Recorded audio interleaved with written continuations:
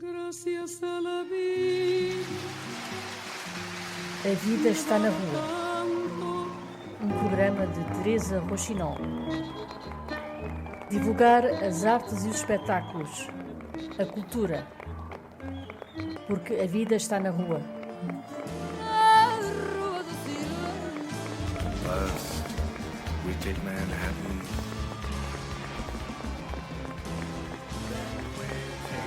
Que vida boa era de Lisboa.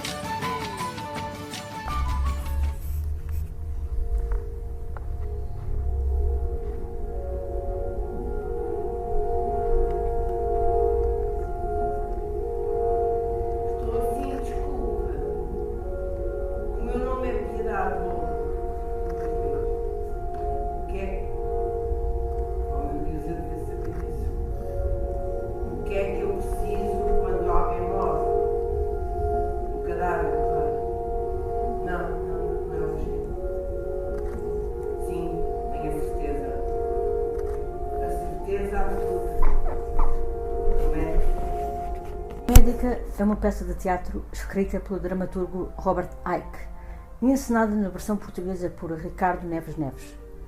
Está em cena a partir do dia 12 de dezembro na sala principal do Teatro da Trindade e tem como protagonista a atriz Custódia Galego. O elenco conta ainda com Adriano Luz, Eduardo Arriaga, Igor Regala, Inês Castelo Branco, José Leite, Luciana Balbi, Maria José Pascoal, Pedro Lajinha, Rita Cabasso, Sandra Faleiro e Vera Cruz. E é mesmo necessário dizer o nome de todos. No texto, por indicação do autor, algumas personagens masculinas são interpretadas por mulheres. Personagens negras interpretadas por atores brancos e vice-versa. O encenador teve conhecimento da peça, que estava a ser representada em Londres, quando lá esteve, e foi o diretor do Teatro da Trindade, Diogo Infante, que o desafiou na encenação. Ricardo Neves Neves, sobre a escolha da peça. Falar do espetáculo quando teve em cena em Londres, em 2019, 2020, e depois o Diogo Infante falou-me dele, e ele tinha um grande entusiasmo também com o texto, foi olhar, foi ler o texto com outra perspectiva de quem vai passar meses com ele, e gostei muito. Foi na altura, foi no dia da estreia da Noite de Reis, combinámos este espetáculo. Mas era um texto que na verdade estava a ressoar as coisas que às vezes chegam um bocadinho mais tarde, já estava a ressoar as discussões que eles falam aqui dos médicos católicos para doentes católicos, da mesma forma que nós falamos da característica, da biografia, da identidade do ator relacionada ou não com a identidade da personagem. E como é uma discussão que ainda hoje vibra muito, pareceu-me ser um texto importante e como ele não parece que dê soluções, dá pontos de vista, mas que não feche em si, e isso também é uma coisa que eu gosto do teatro, não quando ele nos dá um género de receita a seguir, mas como pontos de partida para um pensamento. Pareceu-me ser um texto importante e tive relação com ele. A escolha do elenco nunca é por acaso. No entanto, há características muito específicas que presidiram à escolha destes atores e atrizes. Eu não sou, eu represento. É um princípio no qual assenta a sua escolha. Ricardo Neves Neves explica. Bem, é só esta questão da opção do sexo dos atores não coincidirem muitas vezes com os faz parte da própria natureza do texto e é já uma sugestão do autor, em que ele indica que deve haver algumas personagens cujas características não coincidam com a dos atores, ou vice-versa, que haja esse desencontro, porque faz parte do teatro, do teatro em geral.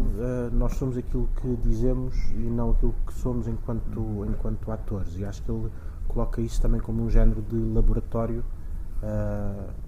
para perceber o que é que realmente o público vê, se o público vê o ator, se vê a personagem enquanto vê um ator a representar uma personagem, e o que é que na verdade depois acaba por ter mais força, ou seja, o que é que eu levo dentro desta história, dentro desta ficção, o que é que eu levo como memória, se é característica do ator ou se é característica da personagem.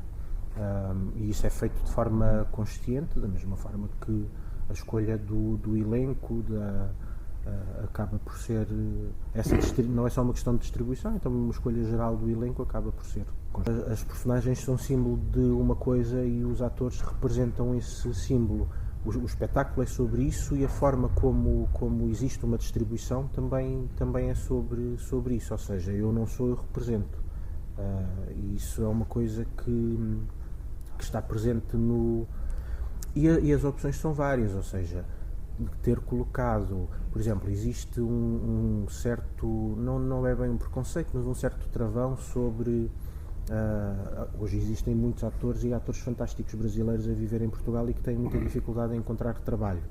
A vontade de ter, neste caso, uma atriz brasileira connosco foi não só uma vontade, como depois colocá-la a representar a comunicação dentro daquele instituto também não é um acaso, ou seja, fiz questão que fosse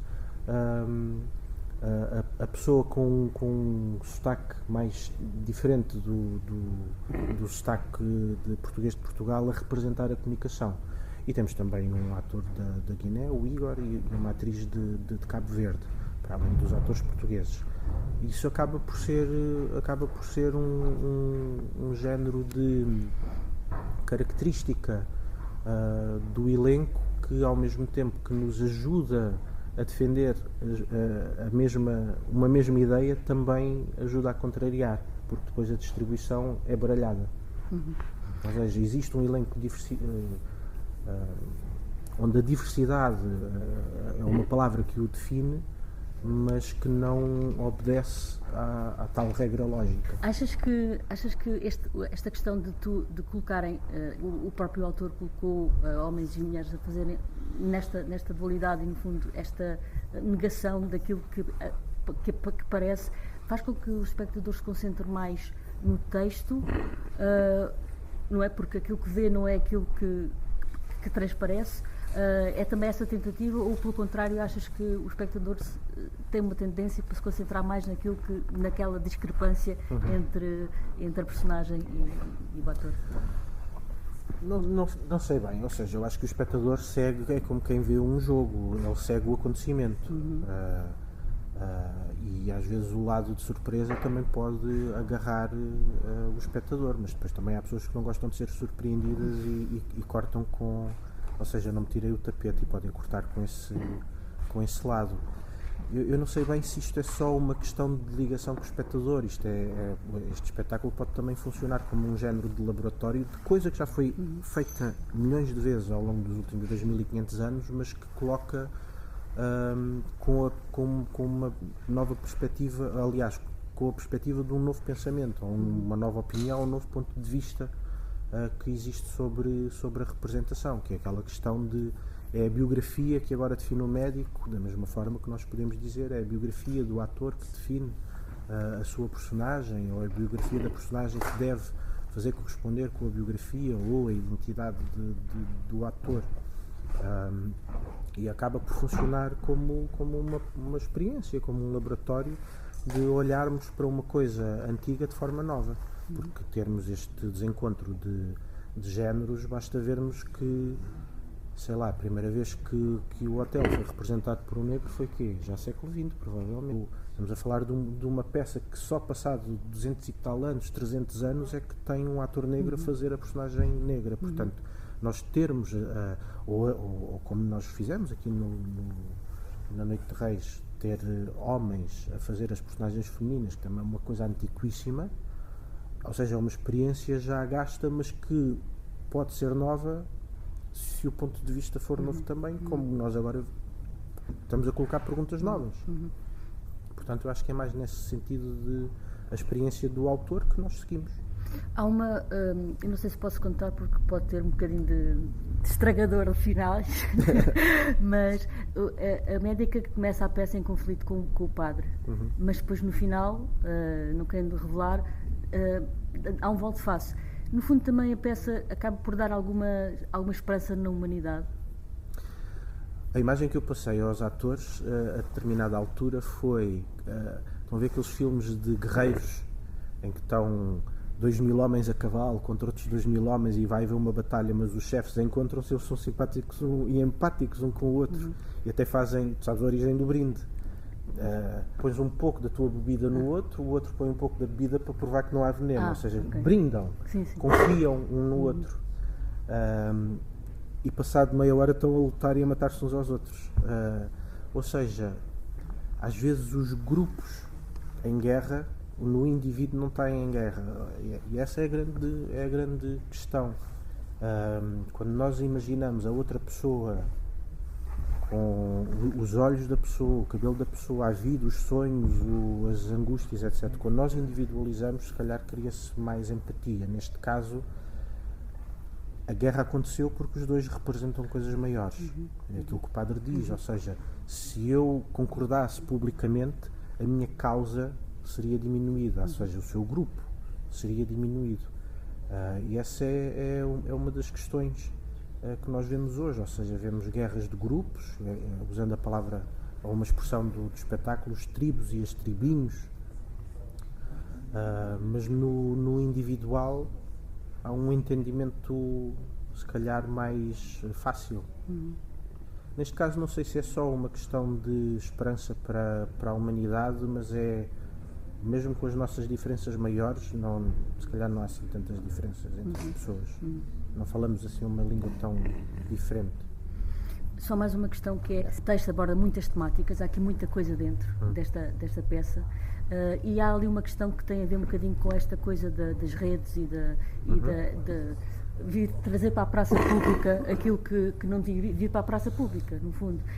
Aquele lado de concurso, meio programa, meio show televisivo, foi uma ideia que já vinha do texto do autor, ou foste tu que... Não, o programa existe, está escrito. Aquela abordagem mais sensacionalista parece-me que também é sugestão do texto. Não está escrito de forma direta, que deve ser um programa sensacionalista, mas parece-me que se vai assim a um género de ferida e a vontade é causar dor, e o ponto de partida é precisamente as redes sociais, em que se avança para... Ou seja, às vezes parece que se fala muito de coisas que se conhece pouco, que se conhece mal. E esse é, na verdade, o ponto de partida para o programa de televisão. Das primeiras frases que o apresentador diz é: isto é a primeira vez que realmente é falado e é a primeira vez que a médica fala em público, mas ele diz: vocês já terão de certeza a vossa opinião formada. Exato. Antes de saberem em pormenor o que é que vai acontecer. Ou seja, isso é mesmo resultado, e agora vou à frase da Rita Cabasso, sobre as pessoas, um bando de gente sentado a gritar para a internet, em contraponto com o hospital universitário que deu aquela, que validou a profissão àquela pessoa, mas depois há um bando de pessoas sentadas a gritar para a internet, e essas pessoas têm uma força aparentemente maior e que resultou no facto da médica deixar de poder exercer, e que teve um género de força maior do que o hospital universitário, e deu-se um género de voz tremenda a pessoas que se calhar nem estão assim tão interessadas naquele caso, porque nós vemos isso, as pessoas são torcidadas na internet, e passado um quarto de hora, passado 15 dias, o que for, o assunto morreu, mas fica uma coisa constante na vida da pessoa que sofreu aquilo, mesmo que não seja uma memória, ou seja, nem tudo vai para tribunal, como nós sabemos, e que tem este final. No caso desta médica, há um final tremendo, terrível, de uma pessoa que é muito boa na sua profissão. Se cometeu ou não cometeu um erro, isso pode ficar do lado do espectador, mas foi um episódio que colocou em causa décadas de trabalho, e que a proíbe, e o ponto de partida disso é a opinião pública. Não é uma coisa concreta, é a opinião pública, são opiniões. Inês Castelo Branco e Igor Regala fazem parte do elenco e falaram um pouco sobre esta experiência. Igor, Inês, posso chamar-vos assim? Sim, claro. Ou se eu chamar outra coisa? Não, Dr. Paulo Moraes, só respondo por Dr. Paulo Moraes. E eu nem nome tenho, portanto é complicado. Portanto, neste caso és um interno. Interno. Como é que abordaste este texto, que é bastante complexo, penso eu, para todos, que é uma peça que exige para já muita concentração, são muitos em cena, que já vai sendo raro, porque têm sido muitos monólogos ultimamente, peças com poucos atores. Como é que foi o vosso processo de abordagem, tanto a uma personagem como outra? Inês, estás a fazer um papel de um homem negro, e és branca e mulher, e agora estás a fazer um jovem assistente, que é um estagiário. Como é que vocês abordaram esta... Olha, na verdade, posso começar eu? Claro. Na verdade, quando eu li o texto, quando o Ricardo me convidou para fazer, eu li o texto, eu não sabia que personagem é que ia fazer. E podia ser, de facto, qualquer uma, menos a médica, podia ser qualquer uma. Porque uma das indicações do autor é precisamente esta troca de raça e de género. Mas o primeiro impacto que eu tive foi no facto de eu achar que é um texto muito pertinente e atual sobre o que está a acontecer agora no mundo todo, sobre como um incidente pequenino se pode transformar numa cena gigante, porque toda a gente tem uma opinião, porque a internet espalha essas opiniões, porque de repente uma petição transformada numa bola de neve pode acabar com a carreira de uma pessoa injustamente. E eu acho que essa crítica não, só falar sobre isso é muito interessante e importante numa altura em que toda a gente é ativista de qualquer coisa e toda a gente precisa de escrever nas redes sociais a sua opinião sobre tudo, e muitas vezes sem saber todos os lados.